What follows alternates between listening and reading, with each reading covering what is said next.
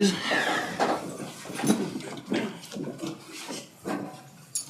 pledge allegiance to the flag of the United States of America and to the republic for which it stands, one nation, under God, indivisible, with liberty and justice for all.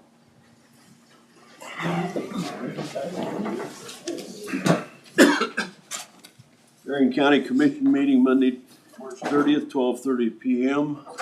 We will be joined online with Commissioner Crowfoot and Administrator Tina Spencer. This time, public forum. Anyone that wishes to speak, please give us your name, take a chair, and you'll have 3 minutes to devote to your subject.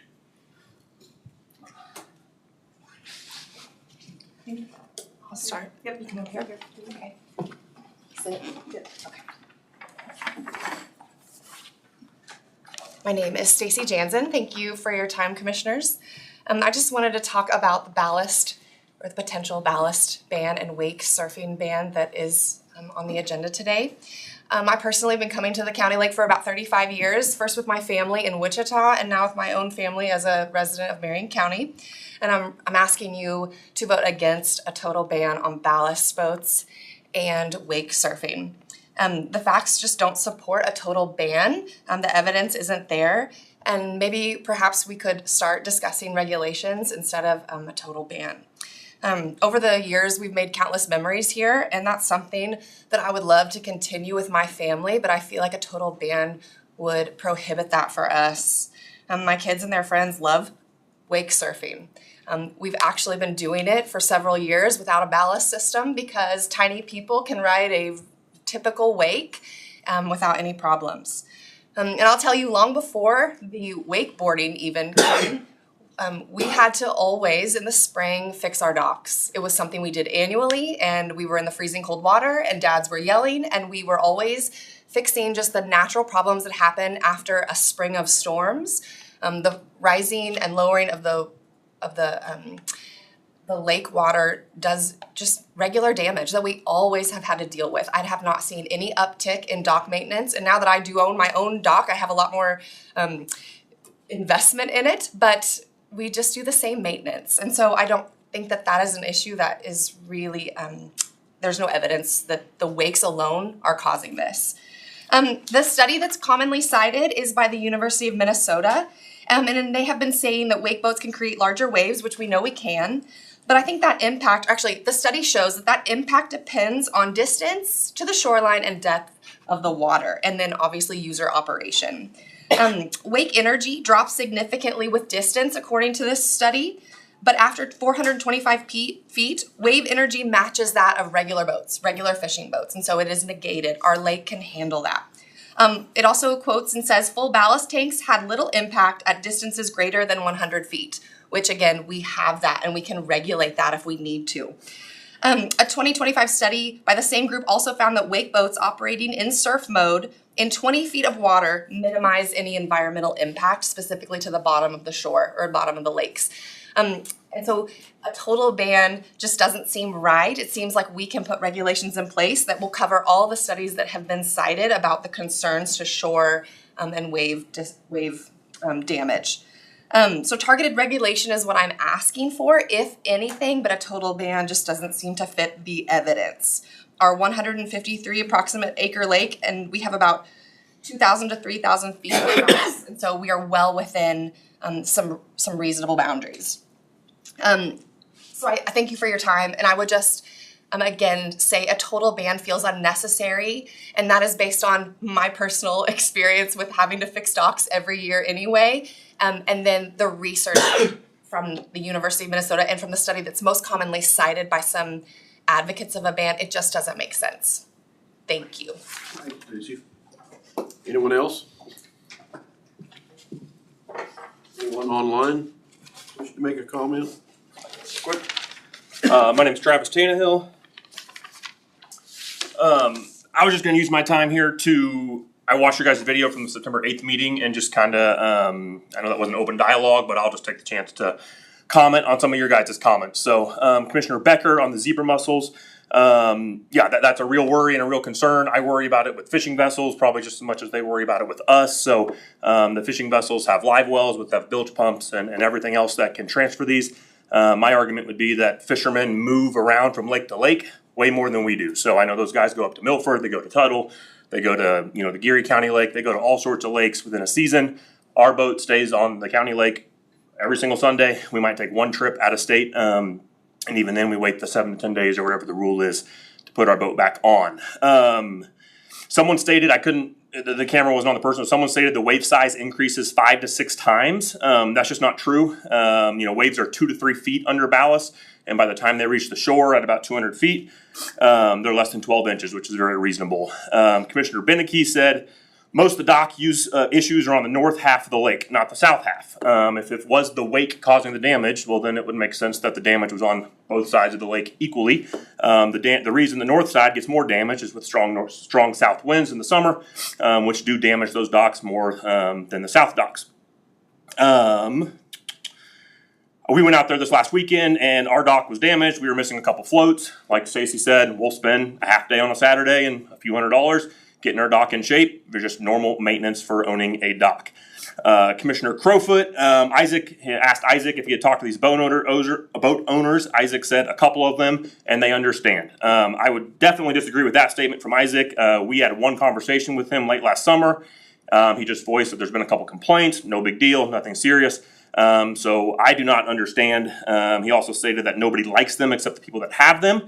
There's plenty of things I don't like on that lake, including jet skis. Statistically, jet skis are 3 times more dangerous than any type of boat.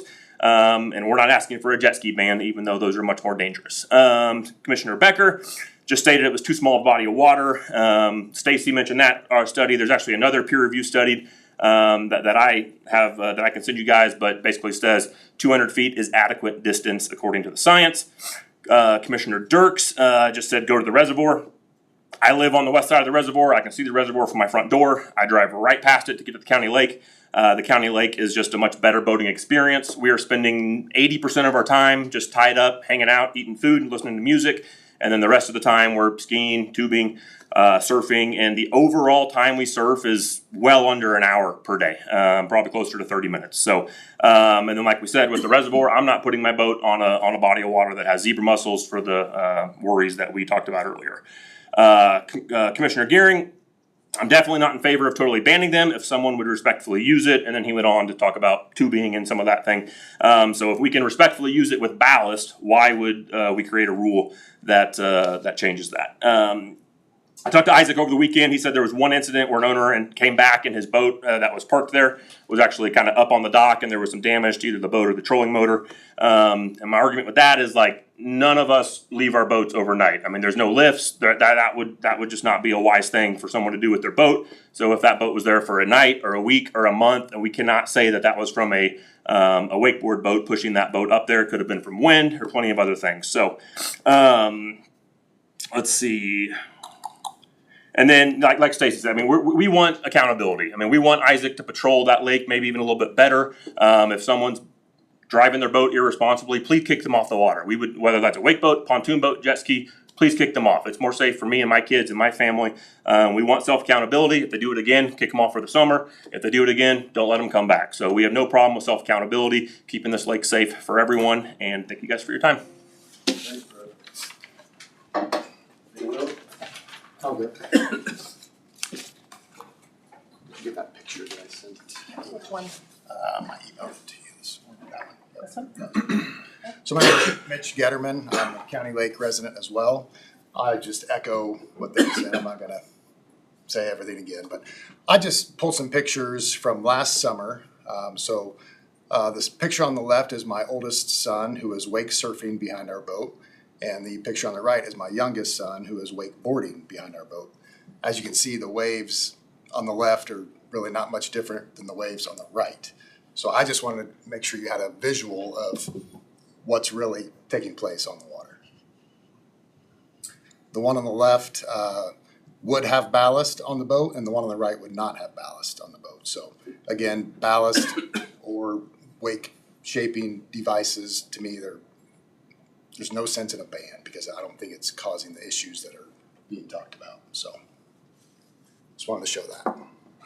Thank you. Thank you. Anyone else?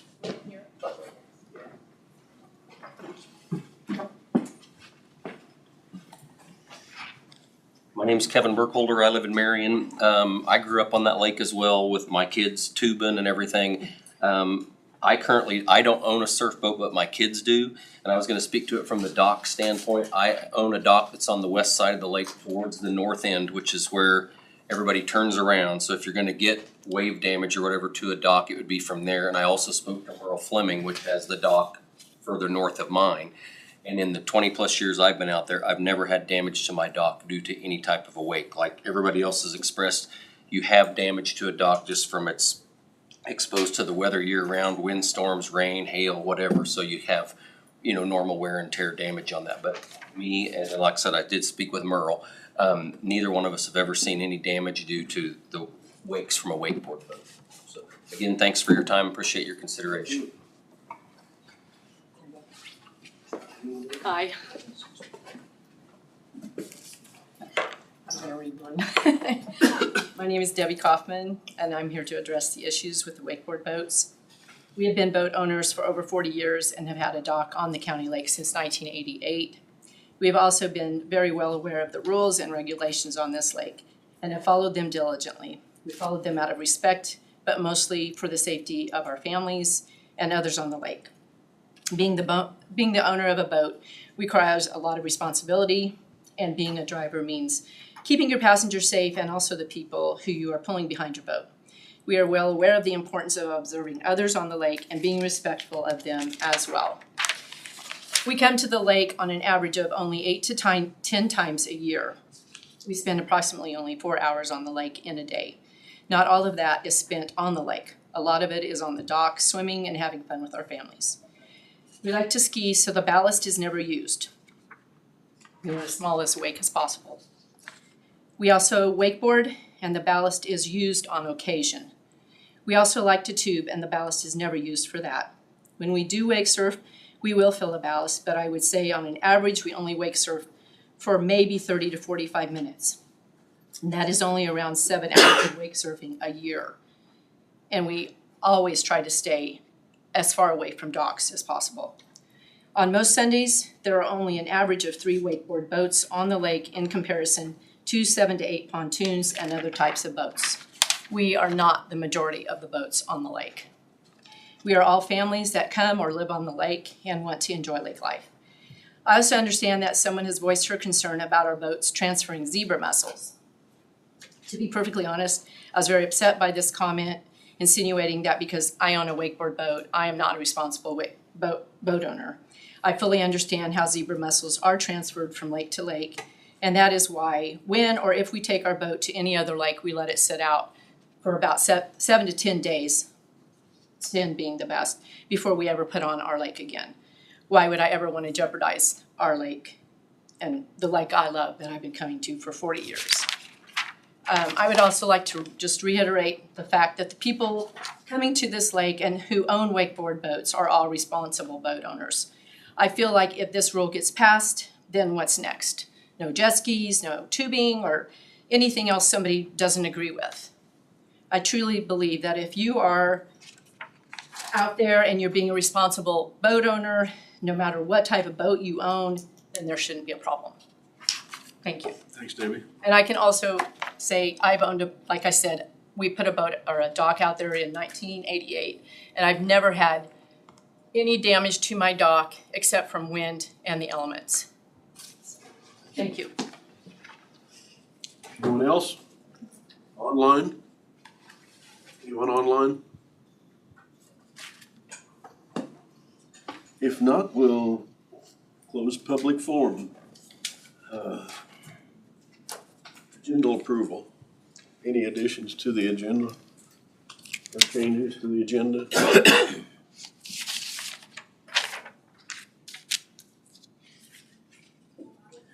Make a motion to approve the agenda as presented. Okay, motion on the table to approve the agenda. I'll second that. Any other discussion? Not all those in favor? Aye. Aye. 5-0. Payday.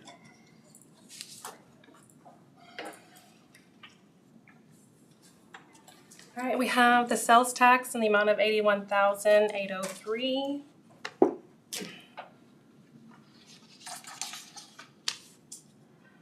We have Elcon Services in the amount of $1,105.72.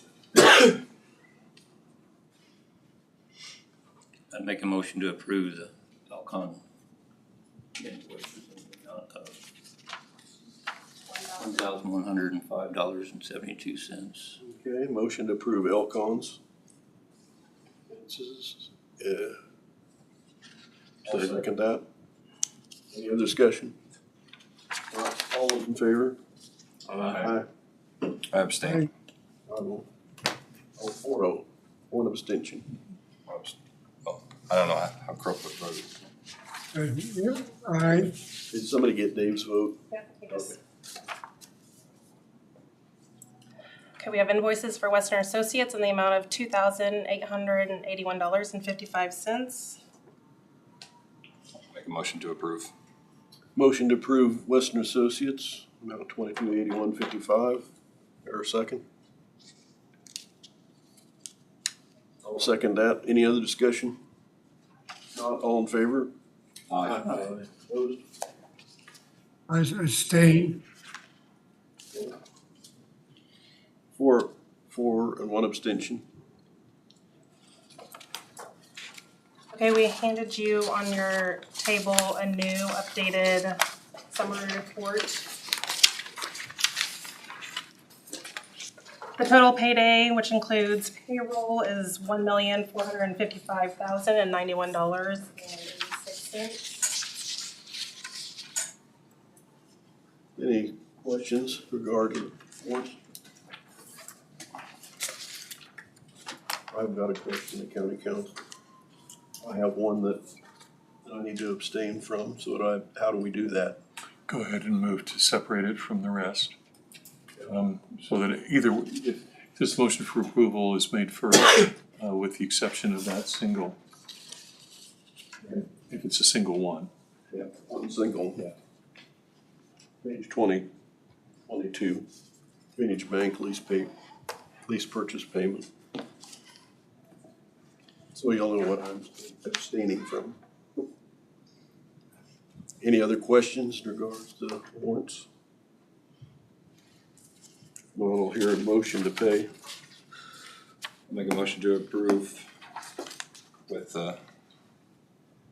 holding out the one on page 22 to Vintage Bank. Vintage payment, lease purchase payment. It's a motion. Okay. Someone want to second Second that? that. Moved in second. Any other discussion? Not all those in favor? Aye. Should be. And the other one that I'm have to abstain would be on page 22. I'll make a motion to approve the Vintage Bank lease purchase special equipment motor grader of $138,636.48. Motion on the table. Do I hear a second? Second. Second by Mike. Any other discussion? Not all those in favor? Aye. Aye. I abstain. Aye. 4 and 1 abstention.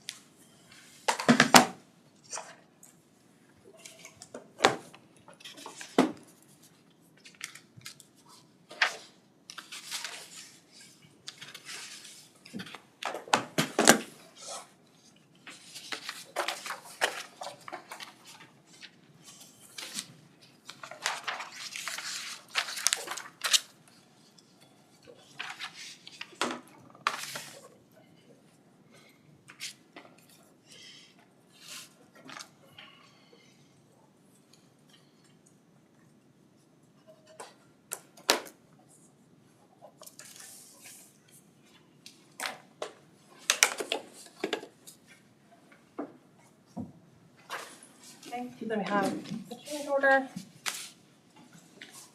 Okay, you have those in your packet.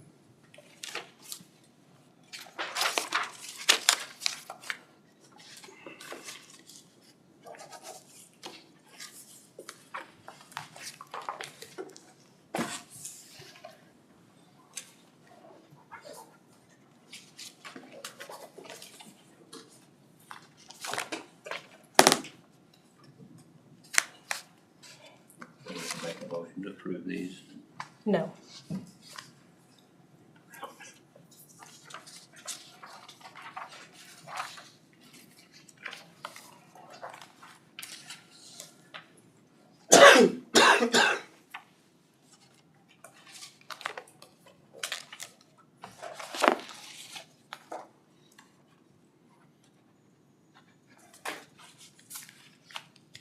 Okay, then we have the minutes of March 16.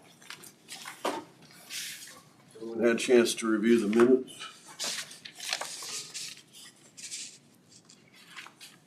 Is there a motion to approve? So moved. Second. Moved and seconded by Commissioner Dirks. Any other discussion? All those in favor?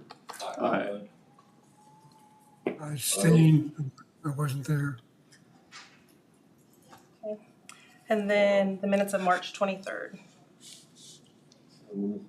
Review 23rds. So moved. Second. Moved by Commissioner Gearing, second by Commissioner Dirks. Any other discussion? All those in favor? Aye.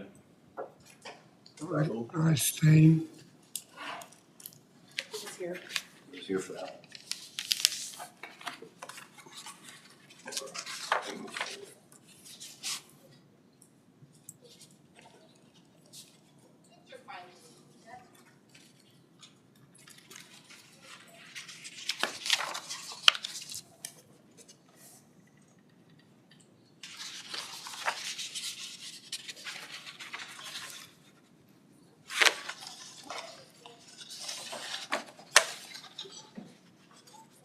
Does that one need to be signed? There's two of them. Oh, Where the other pink tab is at. On the other side. There you go.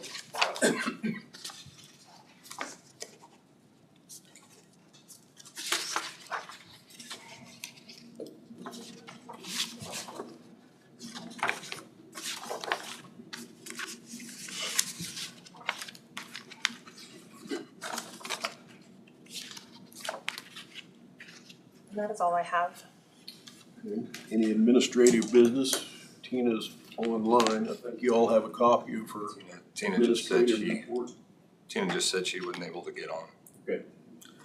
You all have any questions in regard to the administrative report? If not, we will move on to we're a little bit early, but I think we'll go ahead.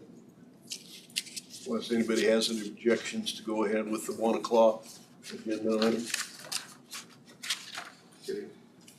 Commission discussion on regulating of the use of ballast system weight enhancing voting on county controlled water. I think we've all heard the testimony this morning. Any discussion going forward? You have a draft resolution there. I have a concern about this draft resolution.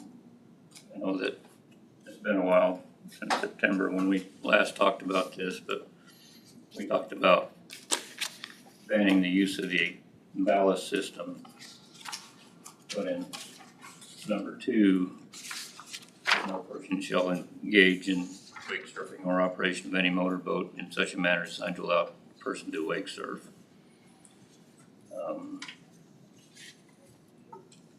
I guess my thought was that, wait, we're not banning wake surfing, we were talking about controlling the use of the ballast system to create an additional wake. This seems to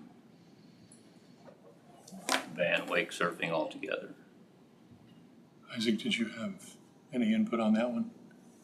Yeah, come on in. It was included on that when we discussed it. Yeah. Yeah, I mean, yeah, I think the conversation at that point was the ballasts were used for surfing purposes, which is why that was in there. At the original time that we drafted it, but if that's something you want taken out, we can remove it.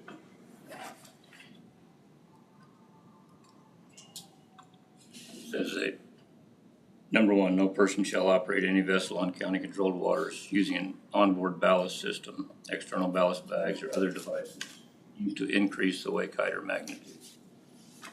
And then number two, no person shall engage in wake surfing, or operate any motorboat in such a manner designed to allow a person to wake surf. Wake surfing shall mean surfing the wave created by a motorboat. Surfing is or can be sustained with or without a rope by riding the wave created by the motorboat or vessel. So, correct me if I'm wrong, but that's one of your concerns, is that basically makes wake surfing illegal. It's the way I read it. And I didn't think that that's what we had discussed. Well, even any boat that has an onboard ballast system, you know, the way I read it, if it has a ballast system and they don't utilize it, they still can't use the boat, right? We can clarify that further, because I think the intent there was, if it's not in use, that's not, I mean, people are not banned from putting a boat on water just because it has a ballast system.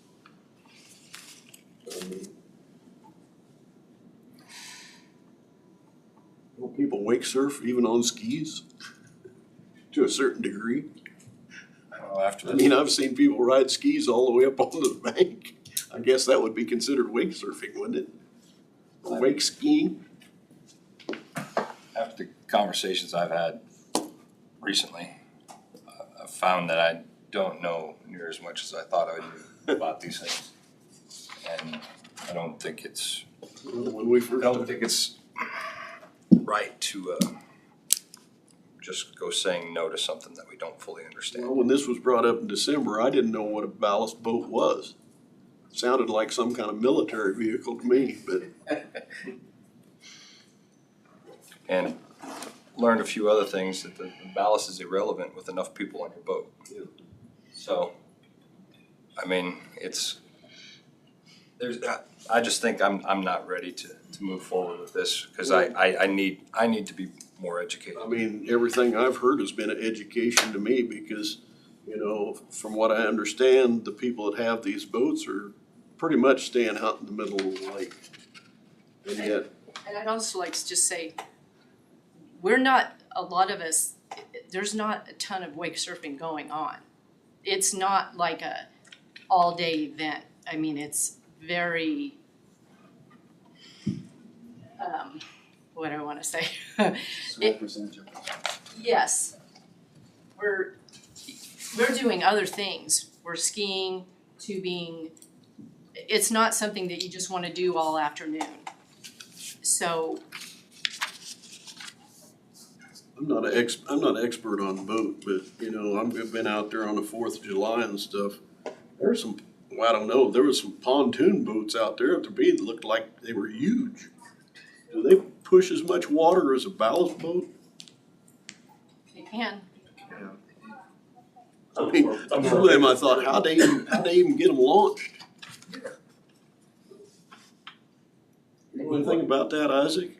It all just depends on the motor size, you know, I mean, you could have a 20-foot boat with a 15 horsepower motor, it's not gonna do much, but you could also have a 20-foot boat with a 350 horsepower motor, and it's gonna be a different story, yeah. Or two of them. There are two of them. But do those bigger boats, do they tend to stay closer to the shore? It really just depends on what they're doing with them, you know, I mean, like the people that are out there fishing will tend to stay closer to shore than the people that are recreationally boating. But, so it kind of just depends, but There's a state law.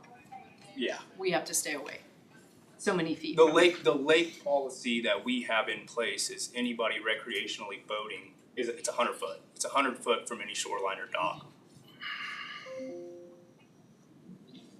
My comment on this would be, it's the 1 or 2% or 1 or 2 times that irresponsibly somebody's done something that starts this issue. To me, I would rather leave it alone and advise Isaac upon an obvious, non-respectful boat operation to be, say, given a warning. If it's multiple, we pull their lake permit and their boat cannot ever be on the water again. So they have every reason to respect everybody else out there, try to get along, do what's right. Occasionally something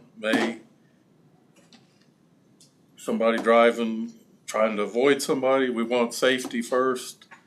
I don't think we need to do anything but enforce that we'll pull your permit if there's multiple just good boater ethics out there at your discretion or your help's discretion. With multiple instances, like I said, we'll just won't issue your next permit if they're renewed yearly, if I'm not mistaken.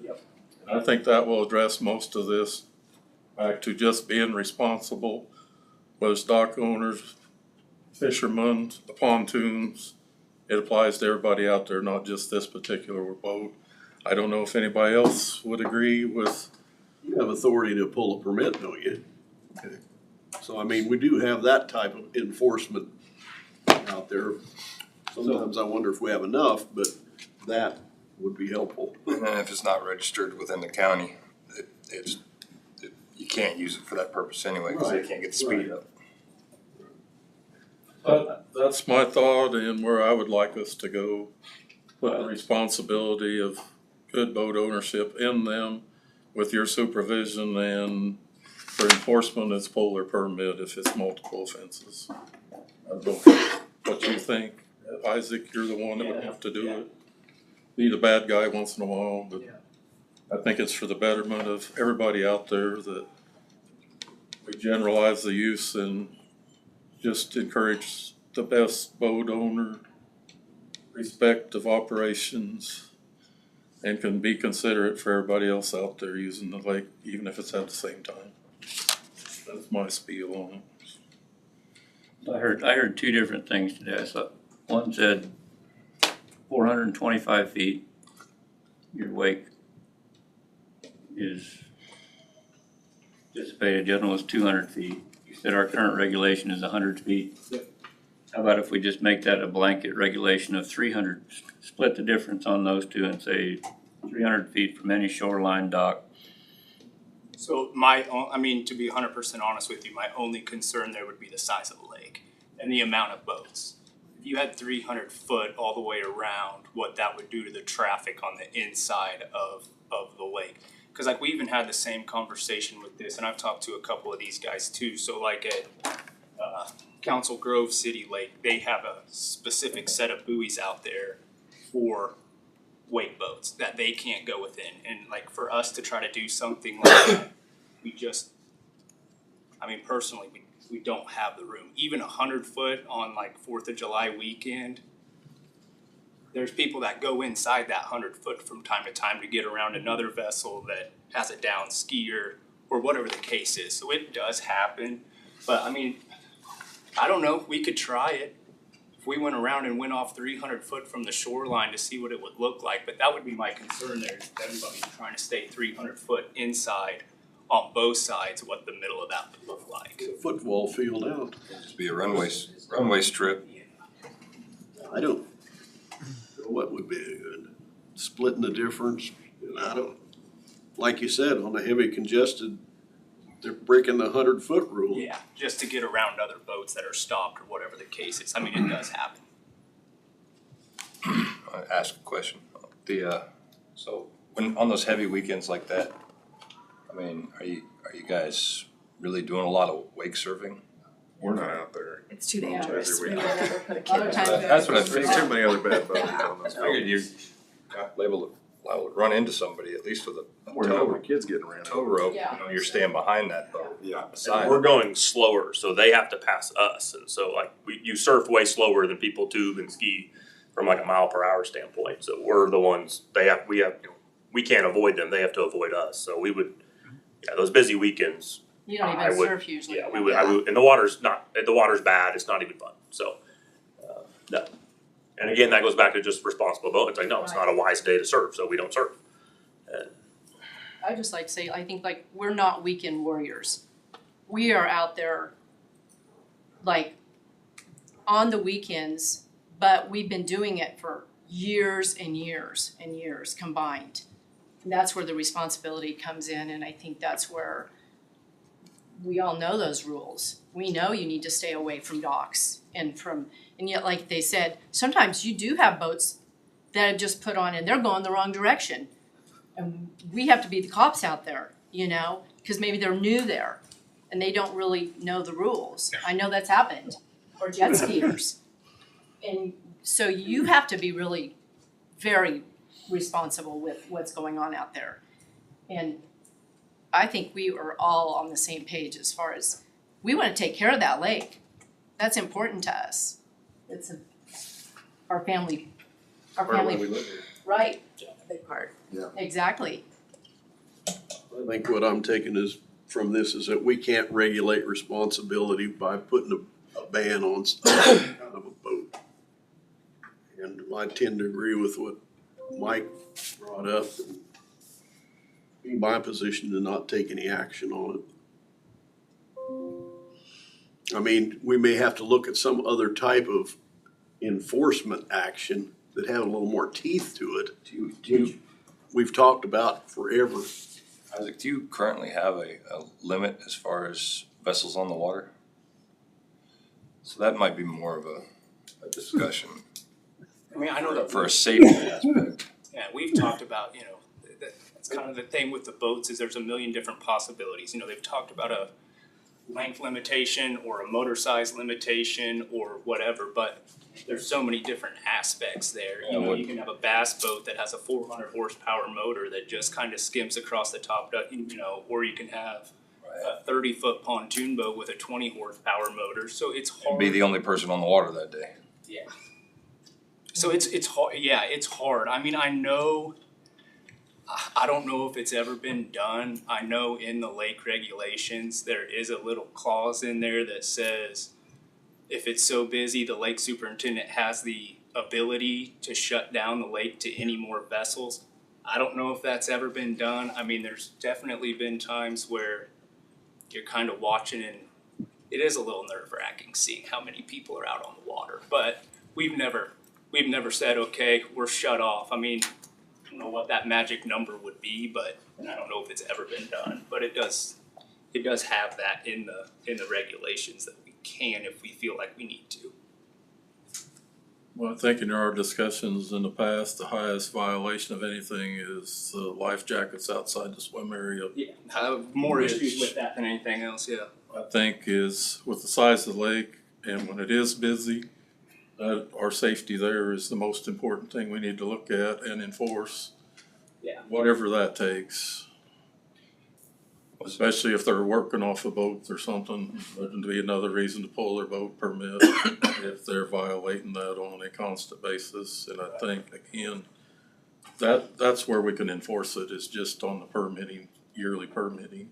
Ashley, did you have more pictures? I thought I seen more pictures, but I couldn't find them. Dock. Yeah. I know you showed those side by side. Kent, can I say something? This is Dave. Go ahead, Dave. I kind of agree with Mike that we just need to leave it alone. It's been self-governing itself over all these years.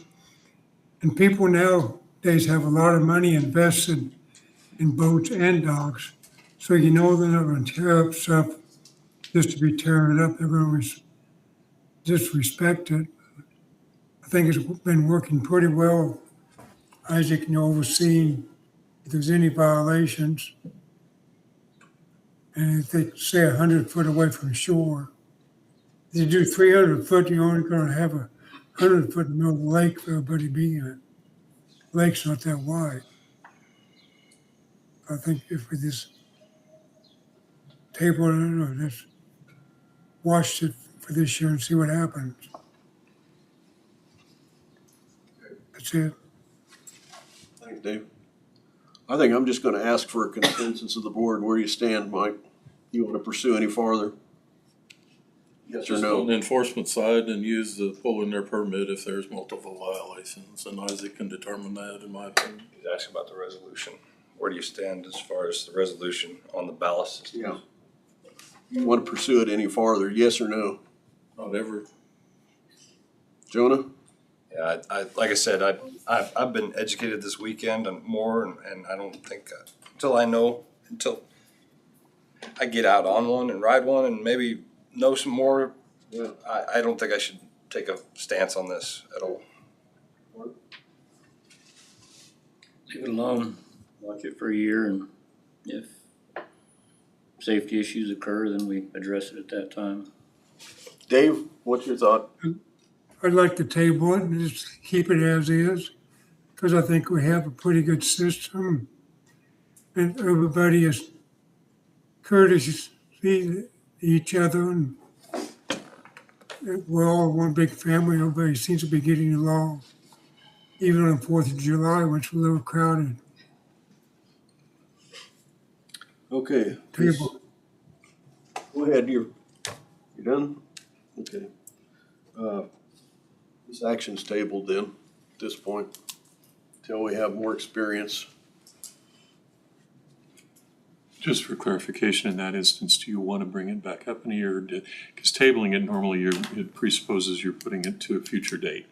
If you want it to just be declined at this time, is probably the best way I can put it. That's your other alternative, and then someone has to bring it back up in the future, but you have no obligation to do so. That's where I'm at. Yeah, I said not ever. Someone want to make a motion? Yeah, then? I think that's, I'll make a motion that we drop this subject until further documentation of issues require an action on this item. Okay. Second? Second. Any other discussion? All in favor? Aye. Yeah, Aye.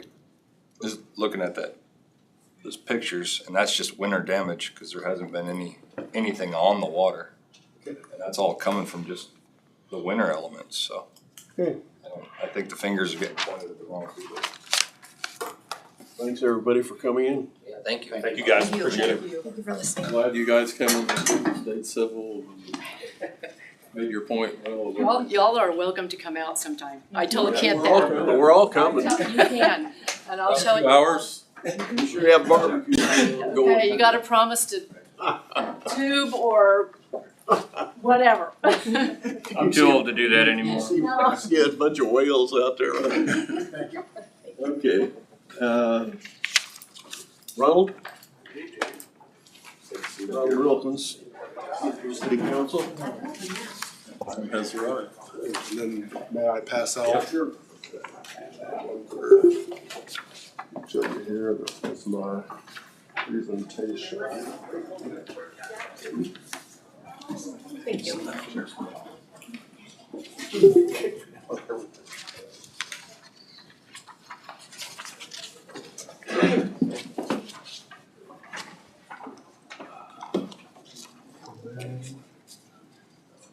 have my flash drive here, or if not, okay. It's kind of a rule against plugging. I understand that. Sorry, I should have told I you. apologize.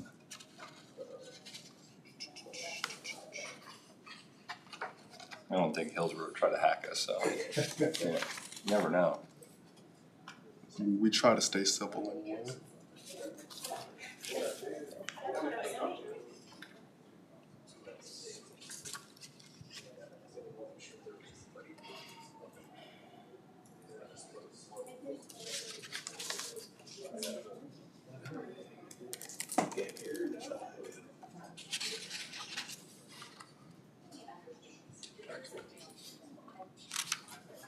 I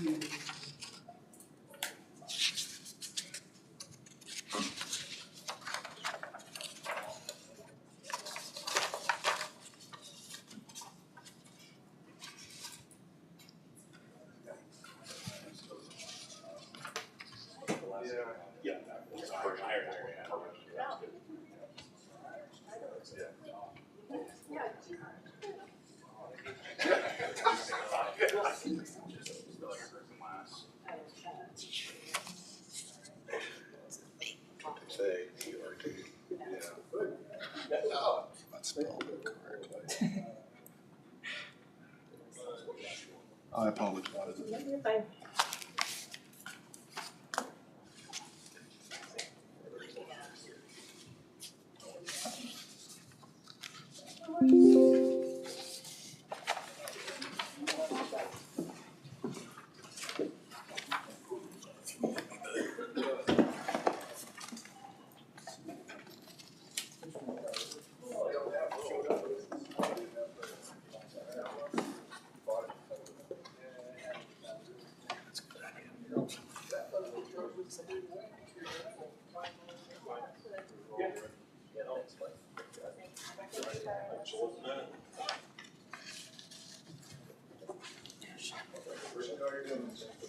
He's emailing that the regulations. I'm just gonna hand out these regulations. These replace Article 19 and 27 in your binders. These are the newest edition.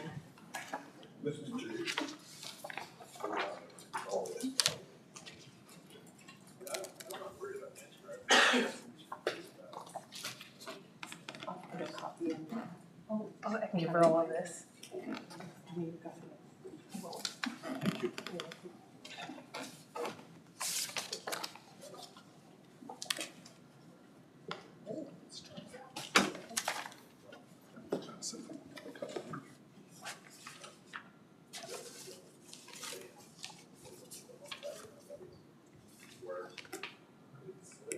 Should have got sent to HERPICA.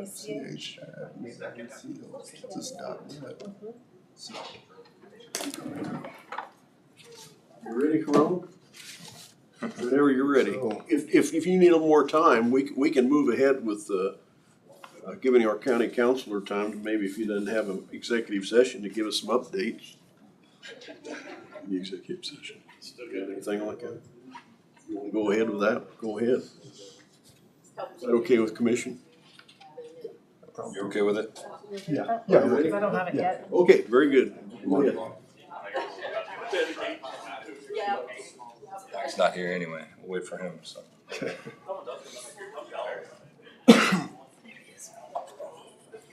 You got something, open session?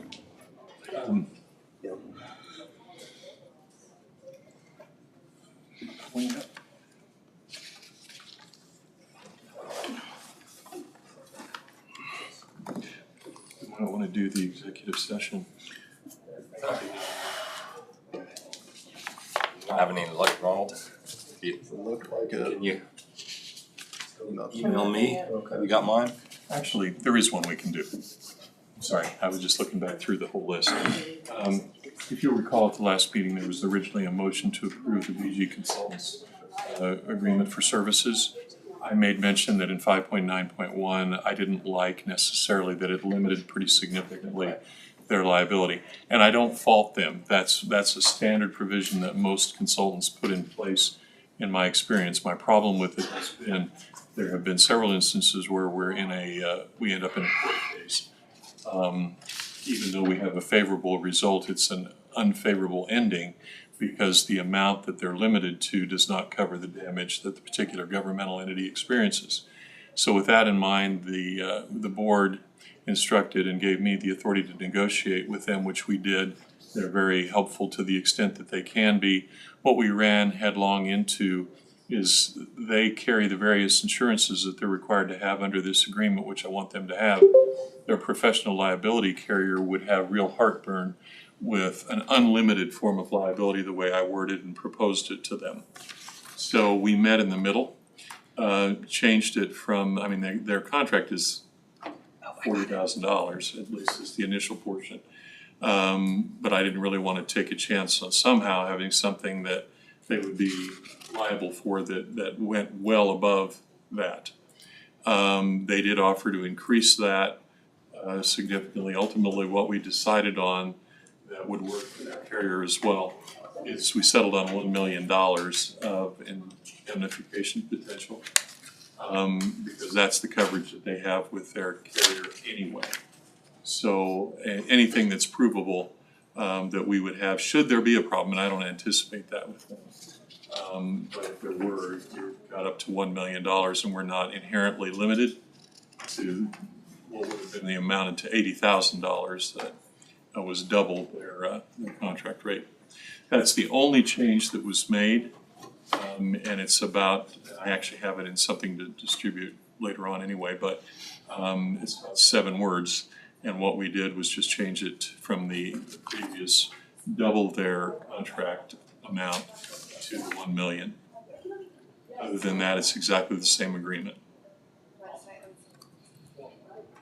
I'm comfortable with that. I mean, I think we get into $1 million on this kind of a project. $40,000 million is a lot of difference. You know, I'm always there to borrow trouble, but I really think that's overkill. So I was satisfied with that. I think I would recommend that one to you. Ready to move forward? Yeah. Go ahead.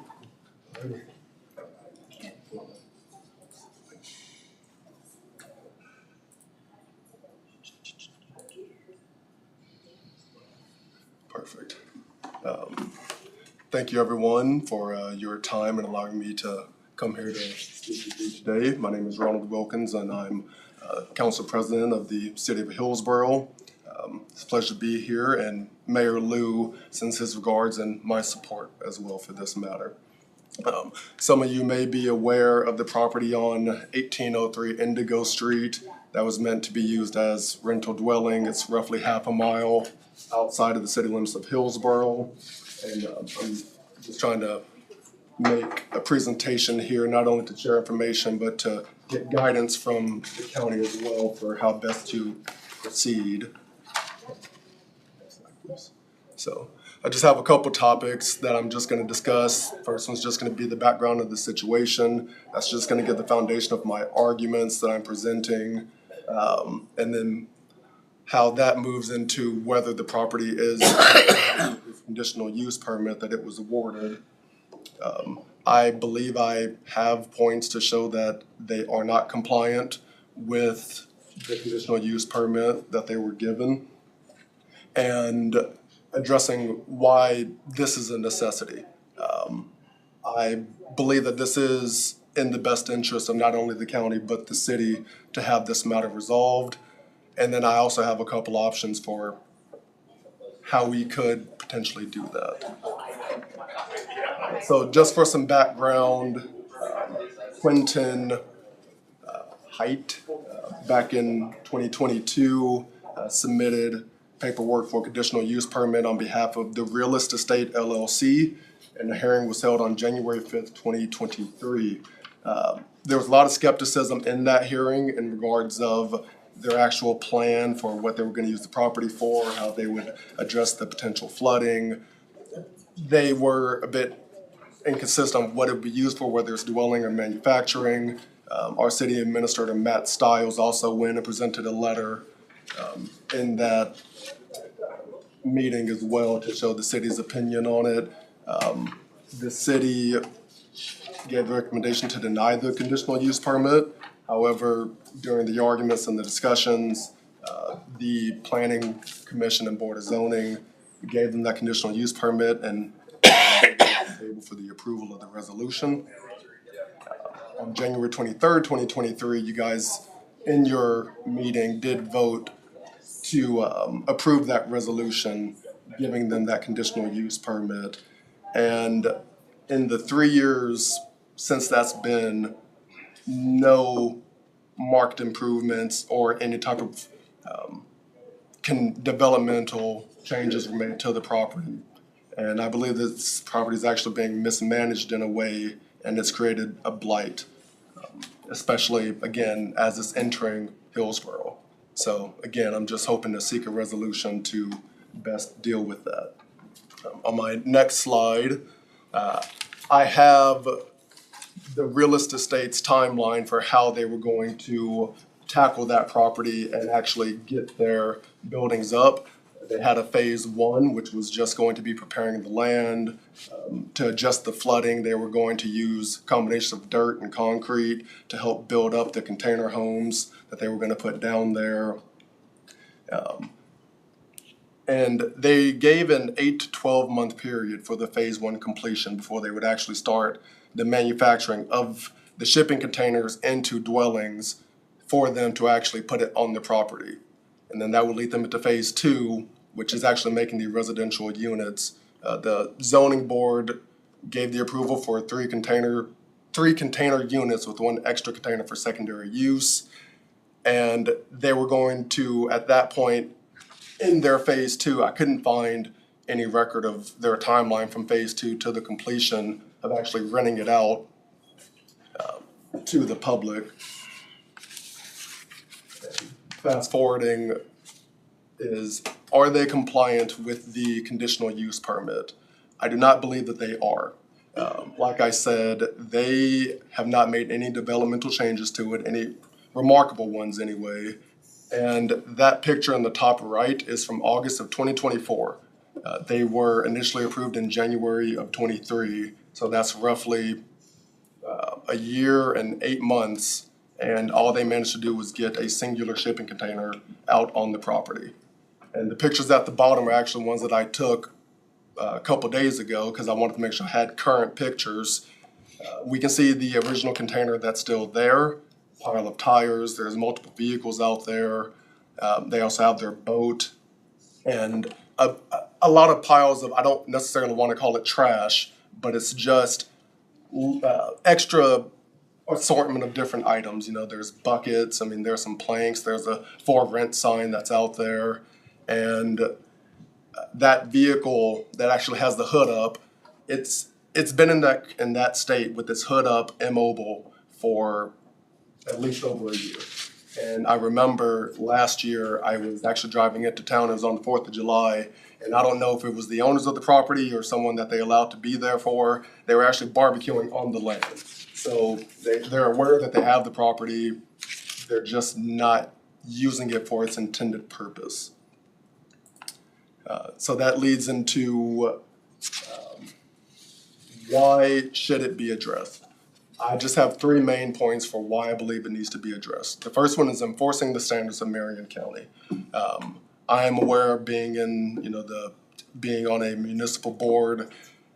Every time that a policy or any type of resolution is not enforced, it erodes future compliance of enforcement of other policies that we try to enact. So by allowing the Realist LLC to continue to use the property not for its intended purpose, I mean, it's eroding that sense of authority that comes with that conditional use permit, and also shows the community that we will allow people to not follow the resolutions that we put in place or any type of measures that we give them for how we expect them to use a certain property. The next one I have is keeping the perimeters of Hillsborough aesthetically pleasing. Like I said, it's roughly half a mile between a main entrance into the city of Hillsborough. It's just not a good look for our community. The Realist LLC even stated in their initial argument to the zoning board that that location is a billboard for the city and good advertisement. And they are correct. We would like that billboard for the city to be used for good purposes and to be almost a good beacon of what you should expect when you're coming into the city, not a loose shipping container, immobile vehicles, and piles of tires. My Third point is fulfilling the wishes of constituents. On the city council, it's not just me, a couple of others, including the mayor, have gotten complaints from constituents regarding that property.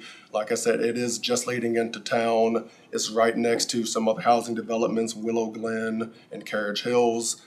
A couple members actually went and spoke in the initial meeting about their concerns with the property being used as well by the Realist LLC. And unfortunately, some of their concerns did come into fruition, with it essentially just being a blight in our area. And with that, I do just have a couple of potential resolutions for it. I spoke with our city attorneys regarding the matter and different opinions. One of them would be Hillsborough can establish extraterritorial jurisdiction, ETJ, on the location. The county would just transfer their jurisdiction to the city, and we would handle the zoning and the potential enforcements moving forward. And then the city could even issue a nuisance abatement on the property. That's not one that I'm pushing for. I'm just listing the different options that were presented to me from our legal staff. Another one could be that the city of Hillsborough could just issue a nuisance abatement on our own using KSA 13-1417. It allows us to issue nuisance abatements for locations within 3 miles of our corporate limits. Being within half a mile, that would give us the authority to pursue a nuisance abatement, and then at that point, we'd take it up to the district court ourselves. The third one is a more collaborative effort. Again, it depends on how the county would like to go. Hillsborough and the county could file a joint nuisance action to the district court.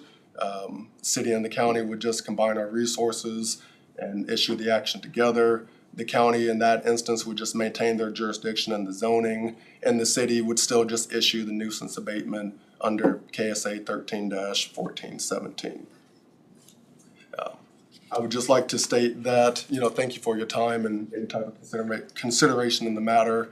This isn't me trying to step on the county's toes or try to circumvent your guys' authority or judgment that you guys did. It's just the area has been a problem for a number of years and nothing's been done with it. And from what I've heard, the Realist LLC has not responded to any type of correspondence from either the city or the county regarding the matters. So, thank you. I know in the past we have talked a little bit about this extraterritorial jurisdiction. For I guess the cities that actually have zoning. Also requires infrastructure. That's where our hangup usually happens. We've tried to do it in the past a few times. Planning and zoning's come up with a few, so the city's against it. It doesn't allow it to go 3-2 anymore. It makes it go back with the city to get reevaluated before it comes back to the commission. So this property actually created that avenue, and thank you for putting in the 3-2 vote, because he was here, I was here, we both voted against it. So I appreciate you acknowledging that. As far as that conditional use, it's expired. Yeah, it's pulled, right? Yeah, as of October 2025, that conditional use is no longer valid. How many times has that property sold since? I've seen for sale signs. Bunch of times, several times, it has sold in the last 10 years. No, just since the conditional use permit, I think it's sold. It has? No, I don't believe so. I think that there were some. Oh, there was a for sale sign on it. Yeah, I thought maybe they're trying to sell stuff. Yeah, there were some other representatives that came with the applicant who tried to encourage the property owner to do this project, and then I think they backed out. The property owner, the Realist estate, which is owned by Quentin Height, kind of got left with the property, from the way I understand it. And this is one of the violations that I brought to your board, and they have done some remediation. They've removed multiple vehicles, but we're still at that point where the county we kind of have our hands tied as to what more we can do. So I think that the city of Hillsborough is trying to find a good solution as to how we can collaboratively approach this property. Just knowing the hangup on the extraterritorial that's come up in the past, I think the third option that he presented is probably the way to go. Just, not that I wouldn't like to allow for that extraterritorial. It's coming a great thought for other things that I wasn't really in favor of, so. But I see that third option is really our option to go with and probably carries more weight. I guess I didn't know that you could issue a nuisance abatement like that 3 miles out from your city limit. There's all kinds of challenges to it. Every time I do it, I end up in court once on end. It's having the county take the lead is, in our given set of circumstances right now, is going to be better. You can have the city interplead and join as being impacted directly by, like you would any adjacent property owner to a nuisance civilly. So that's possible. The issue that we have, and we've kind of talked about this recently because of the ones that we're facing already, is that our process in the county system is laborious and tedious. It's not as straight a route from point A to point B as the cities when I do one for them. Heck, before we even begin a distressed property or any kind of a proceeding with those, we utilize just the nuisance through a municipal court. Then it's usually ordered to be cleaned up, and if it isn't, the city has the ability after the specified term expires to go in and do it and exercise that self-help and then lien the property. And with cities, even though it isn't used very often, you can lien that property and foreclose that lien. So that may end up owning something you don't necessarily want, but at least it's been cleaned up. So yeah, there are all of those options that were outlined in the presentation are available, and probably that third one is That would be the most expeditious. And the most viable. From the city's perspective as well, the extraterritorial puts some onus on them that I'm not sure they want to do even at that distance from. Well, it would hurt their case because they don't currently have. Right. Well, and it can even end up causing you to have to abandon your case if the court says, well, let us know when you extend out that far, or have a development or the potential for one, besides just showing damage from where it is right now. So that the burden is fairly high for the city. If we collaborate, does that give us any? So we have these other properties, right? But we don't have a collaboration to go with those. Does it? What does that do? I mean, does that give us more flexibility like the cities have since we're collaborating with the city? Yes. You can potentially get the order through a district court judge that would allow some of the remedial measures that cities can use that we don't have in the statute as quickly. They become available at that point because they, as I said, interplead and join action because they're directly impacted in a negative way with it. We have to prove that up, but I don't think that's too hard to do here. I've driven by that enough times. Can we move forward and collaborate with their council or whatever? I know those guys well. Yeah. JT?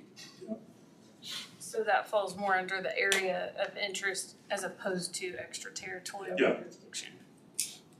I would be all in favor of that if we could make that happen. We could join the city in a legal action. They join us. We would be the lead on it as they are with the other nuisance properties. So we'd actually file action in the district court. Yes, because that is our only option. The things that have been made available to municipalities don't exist statutorily for a county in some ways.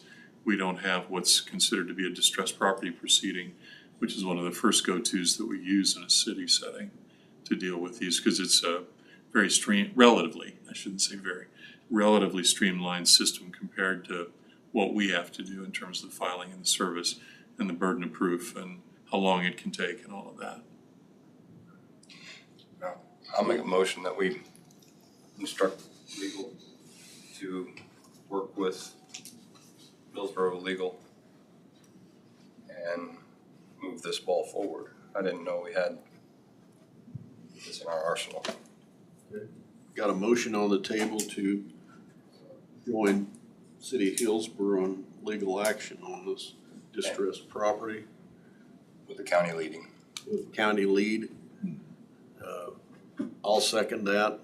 Any other discussion? My question is, do we have to retain outside counsel to do this? No. 'Cause I'm gonna say if we do, we're in for a big bill. That's true. No, the only way that I see any kind of a conflict coming up in this instance is if for some reason we decide, wow, this would be a real slick way to get it before municipal court in Hillsborough, Kansas. I'm the judge, so that ain't gonna happen. Or then I would step away from it. But as it stands right now, there's not an issue with our proceeding. Well, yeah, it's outside the city limits, so it doesn't go to municipal. Any other discussion? Can I ask a question before you move any further? So then the city would be responsible for the abatement of that nuisance then at that point? Depends on the agreement that we reach with the city in terms of their interpleading in the case. If they want to go ahead and take that on, I think the county's probably, it's safe to say, going to be thrilled to let them handle that part of it and fund it if they wish. But the standing to deal with it right now rests with the county. And then they kind of coattail that with what's available under the law and in Chapter 13. And then when you get to the point of judgment on it, we get a general judgment that this shall be abated. If we do, normally, if it's out in the county, it's on us.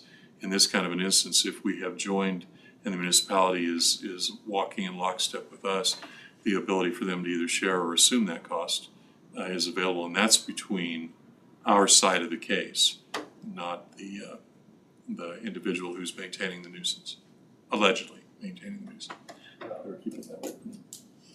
I will say, sorry, in conversations with the city attorneys, they did mention that going forward, the best way to handle it would be no matter what avenue we chose would just be us issuing an abatement regardless. So, I went in knowing that and, knowing that more than likely would fall onto the city. And I mean, I think talks with Matt Stiles, he's also aware too, so. Any other discussion? If not, all those in favor? Aye. Aye. Opposed? 5-0.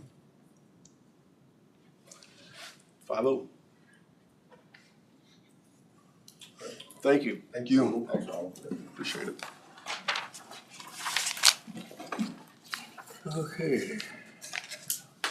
Thank you. Ashley? Yeah.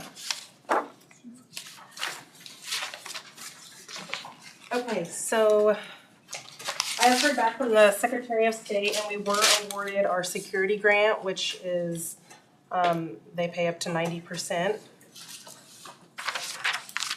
What I would like, I would like to purchase an election trailer in the amount of $9,328.93.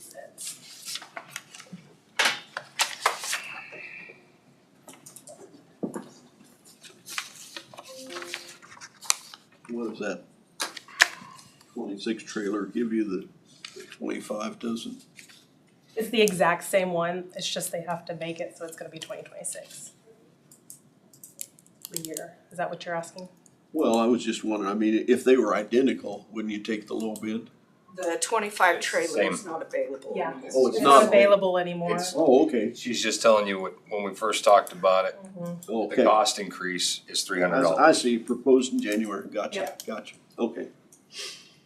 Any discussion on that? You say that's a 90% grant?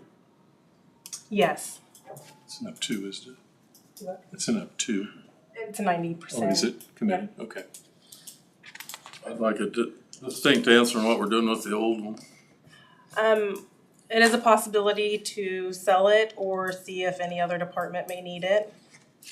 This is 7 weeks out, and so we probably will have it by election time, but if we don't have all of the equipment that I want to put in it, then I'm probably still gonna use the old one until the big one's needed.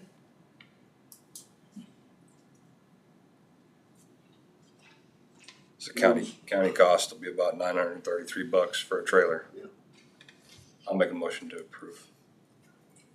Motion on the table to purchase 2026 H&H trailer for $9,328.92 for election. Is there a second? I'll second that. Seconded by Commissioner Dirks. Any other discussion? Like Mr. Beneke mentioned, I would like to see, once we get that new trailer, we either transfer the other trailer to another department or dispose of it. There's no sense having a brand new trailer sit on the lot. Use the old one. I don't think it's that much bigger, is it? Correct. It's not that much bigger. It doesn't make any physical sense. If somebody else needs it for a valid purpose, we'll let them use it, but otherwise, let's. That's kind of standard operating. We offer stuff between departments if they need it, so. Okay. All those in favor? Aye. Opposed? Bravo. Thank you. EMS is on for 215. Maybe we can go ahead to county council. Mm-hmm. Yeah, if there's not an issue with the board, I would suggest doing the executive session for potential litigation first. Do we need to have them sign this, that agreement? Mr. Chairman, But BG, Mr. Chairman. Yes. So on the health insurance rate discussion, I think that one's gonna be pretty short and sweet. We can get it in there fast. Okay, if that's what, Are we gonna stick with the 5% on the singles and the 25% on the families, or are we trying to keep the dollars, that the employee pays? That's pretty much what What was this, the percentage again that you I said? thought it was 5% and 25%. So the increases would be fairly minimal to the single, but they would be semi-substantial to the families. It always is. So are we going to keep the dollars the same or the percentages the same?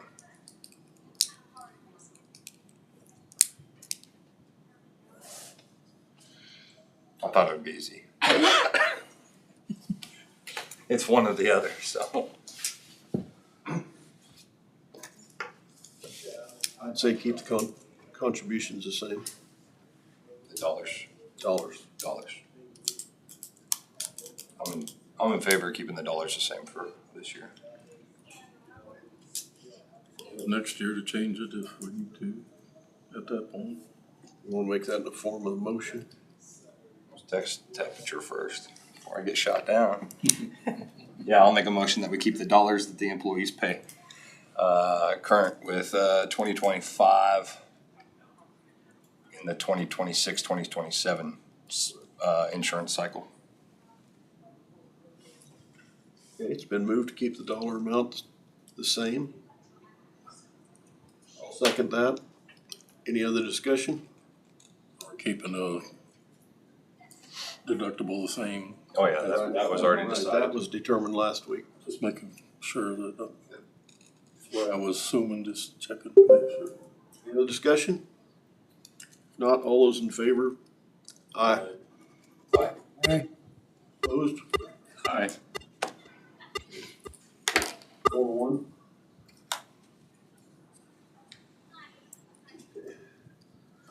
Move on to county councilor. Sorry. we have one of the forms for the, Oh, Well, let's take that up first, we can do that.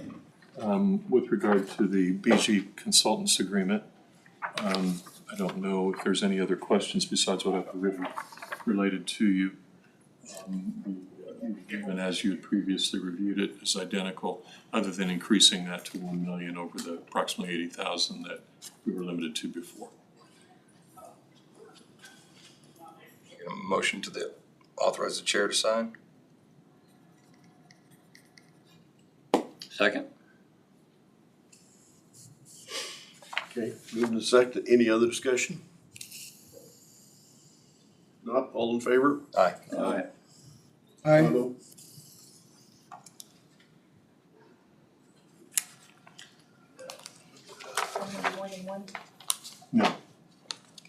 Most of this is open.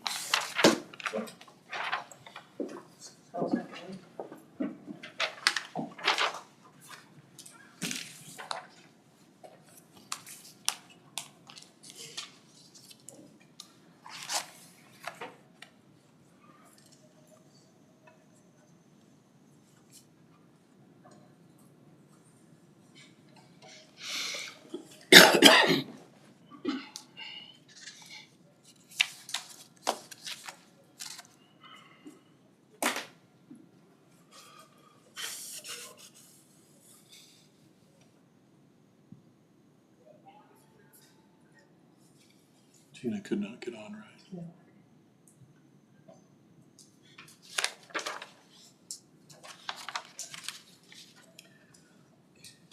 I move that we recess into executive session in order to discuss potential litigation pursuant to KSA 75-4319B for item number 2, for consultation with attorney in matters deemed privileged under attorney-client privilege with the board, county counselor, how long? So 15 minutes. Okay, 15 minutes from, say, 1:52 to 2:07. With open session resumed back in the commission chambers following the closed section. Second. Been moved in second. Any other discussion? Not, all those in favor? Aye. 5-0.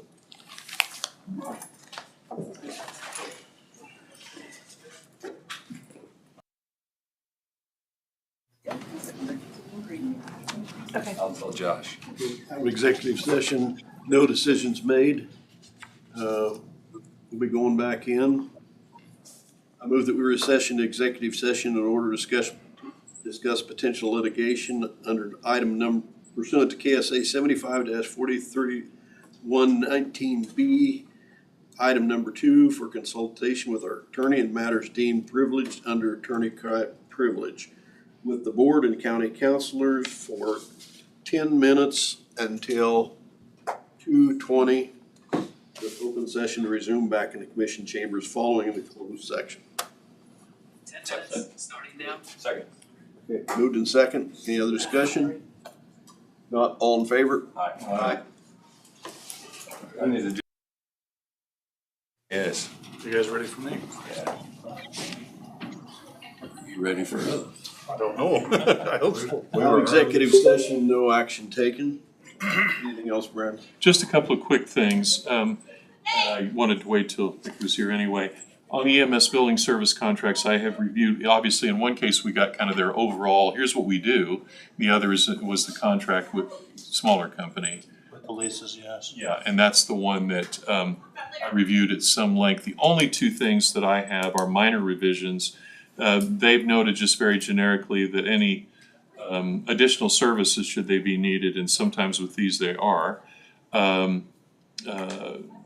would have a negotiated rate with us. I'd like them to at least give us a little bit of a parameter on what that means. So we have something there. A few sentences, I can even suggest them if they have questions about that.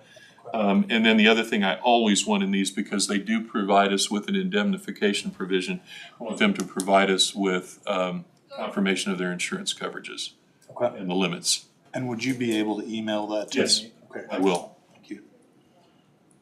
And then the only other thing, I haven't had a chance to even talk to Ashley about it yet. I know she had sent out the one kind of a general policy statement. I did a general ACH policy as Oh, well. I just sent that to you. I'm not. Oh, okay, they haven't seen it. I did one and I've included it in this packet, but hers hasn't come to you yet. That'll all be aggregated and put together probably, I assume probably next week. That's when we'll do it, if we can. I'll be gone this week. So. We will, maybe 2 weeks. That's all I had. So, well, you haven't heard it from the board. I'll go ahead and take the opportunity to ask you to, or directive to respond to Diane's. Okay, thank you. If there's no, okay. Actually, more accurately, it's a response to you. Yes, yes, yeah. Okay, Mick, go ahead. I actually don't have much for you, just that I checked on their Better Business rating, it was A+. I spoke with several other references, City of Minneapolis, Mitchell County EMS.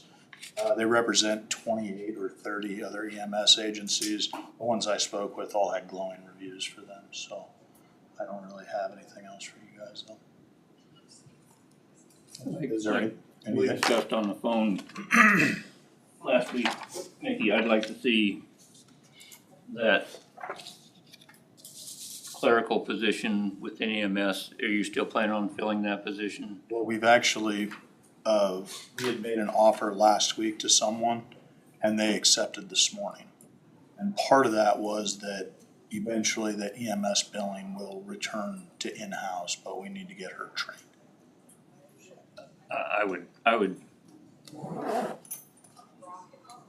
I'd like to look at this as a long-term solution. I think that they can do a better job long-term. I mean, I would venture to say that they will increase our collections significantly and end up being no cost to the county. And let that position be rather than try to train them into that, let them be a liaison. We can work with this company for 6 months, see how it goes. I truly think that in the long run, it's gonna be a win for the county as far as. What's the term of the contract? It's 6. Open-ended or? It's got a. Minimum, at minimum. No, you've got an ability to cancel at any time with Yeah, it was 31 30 days. notice. I was thinking 30 days. Instead of using 30, they use 31. Yeah, you'd still have to have somebody gather, like you said, liaison. A liaison to Bringing the stuff together to get to them. make sure that we have But that might change the whole job description. Well, it may require not such a high pay scale. It takes that responsibility off. Gonna be an issue? That could be, yes. For the person that accepted the position. Yes. I mean, I'm not really sure how much is appropriate to say in open meeting Right. with an employee, so. But I'd be happy to, if you guys wanted to visit about it, kind of discuss that with you. Or it'd have to be a non-elected. Be up to the commission. I don't know. I don't know. He's gotta get a handle on the situation anyway. I mean, I think that's jumping the Yeah. gun. I mean, we're already contracting to get the billing going with this company. And I think we maybe need to wait and evaluate a little. evaluate it for 6 months or 3 months and see what happens. And What's the consensus? Main thing is not let our billing back up 6 months, that well, yeah, we may meet deadlines that if it ain't applied soon enough, we lose it. I mean, if there's a catch-up period, I'd rather have a billing company getting us caught up than trying to train somebody and have them do that. yeah. A bridge kind of thing, that doesn't work very good. I don't know if this is appropriate, but on previous person in that position could come back from legally from capers after a certain length of time to help out if that would ever ease anything. I don't even know what that time limit is nowadays, 6 months, I believe it's 60 days, maybe a year. 60 days. Extended again, 60. have to look and see. Just to help us through that, but not to name any. Costs you double. Inappropriate. It does. 'Cause you gotta cover all the capers side of things too. Any other discussion, or you have anything else for us? No, sir, I don't. I mean, I would like to speak when you're available, I would like to speak with you guys about the person that accepted the position and things like that, and at the pay that it was accepted at, 'cause I mean, I think that's something that you guys would want to know. So. Just get it on the agenda.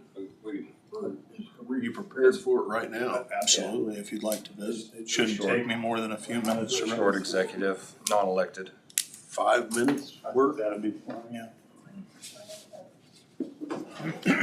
Do it red.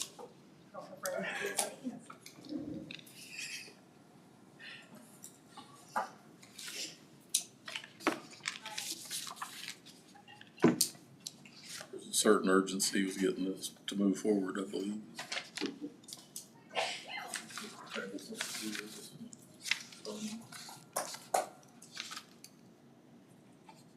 Already here. I mean, it's however you gentlemen wanna handle it, I'm fine with whatever. Well, if you're here and you got an extra 5 minutes. Absolutely. For next appointment, get on with it.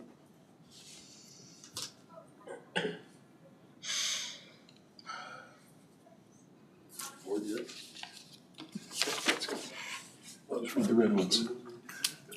I move we recess into executive session in order to discuss non-elected personnel under pursuant to KSA 75-431-9B under item number 1 for personnel matters of non-elected personnel with the board, county councilors, and EMS director Mickey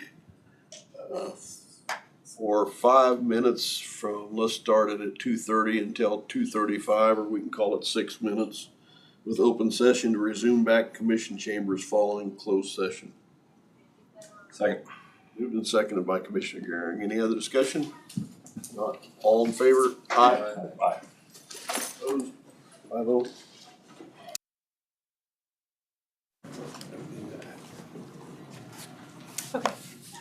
Okay, out of executive session, no action taken. Anything else? Rick? Sir. Full Thank you staff. very much. Actually, we technically, we have one more EMT that we can hire, and we should be absolutely fully staffed, I would say, within. That's a Yeah, first time in how long? since I've been around here, so. Yep. Did you get with Karen on whether she was? No, I'm sorry, I haven't spoken with her as of yet, but I will.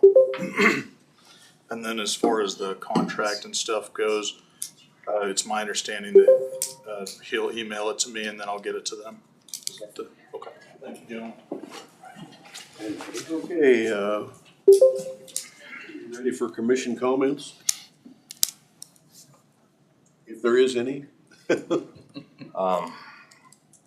So between us and planning and zoning, since we pay for Office or Microsoft 365, I would like to see us shift from GoToMeeting and start using Teams. Teams has the AI Copilot, and being that we're on government, the Copilot is all stored in-house. It doesn't allow anything to leave here. So it stays on our servers. So it's secured that way because it's a government entity. If it wasn't a government entity, it allows certain things to go out that shouldn't go out. But I feel like its capabilities and adaptability and the notes that it takes, like it'll take the notes. That'd replace Zoom then? The GoToMeeting. It would replace the GoToMeeting. We're already paying for it. So, and like I said, it helps with the note taking too, because it'll compose the whole meeting and throw it together. You've seen it, you trust it? Zoom does the same thing. AI in itself. You gotta proofread it, 'cause sometimes it will assume somebody's name is wrong that's speaking, but it is able to pick up that somebody was speaking, and then later on, when that name gets mentioned, it'll fill those blanks of that's that person. And if it can't identify somebody, usually it leaves it. I guess we'd have to get Lloyd involved in that. Yeah, and I already spoke with Lloyd. I wanted to make sure I wasn't stepping on any toes. Before I brought it up. I did talk with Chris Glanzer to make sure it wouldn't interfere with this system. He didn't seem to think so. In the transition. So I'm just thinking we need to utilize the tools that we have. My other commission comment is last meeting, KC officially nominated me to go to DC for NACO leadership. Are you gonna make the request to our board then? Well, I'm gonna have to Let you off? I'm gonna have to miss a meeting in the 1st of June. We'll see, we'll have to give permission to that. Yeah. I'll file my request in writing. Yeah. Any other commissioners?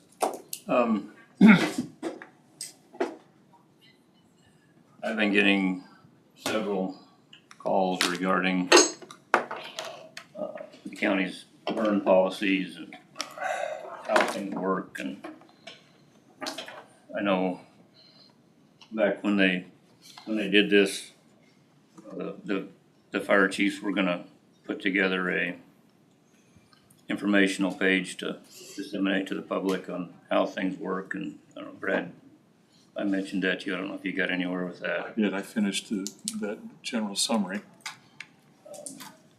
Check it again. And the other thing was, when we did this, they were gonna revisit it after a year. I remember. How does that work for basing it? Because they're still, I mean, they have to follow that rangeland fire index. Yeah, we did split the county into It's in quadrants. quadrants, yeah, it's 4 quadrants, and, you know, like last week I got calls, what was it, Wednesday or something? The front was supposed to come in the next day, but the humidity was way low, and so they banned burning that day. And part of it was because of brush. And, you know, it's hard to explain, you know, they utilize that Marcy gets that at 5:30 in the morning, that rangeland, and then she communicates with the chiefs around 6. So, I mean, how much authority do we actually have countywide? I mean, that's a stat, that rangeland fire index comes out of forestry department.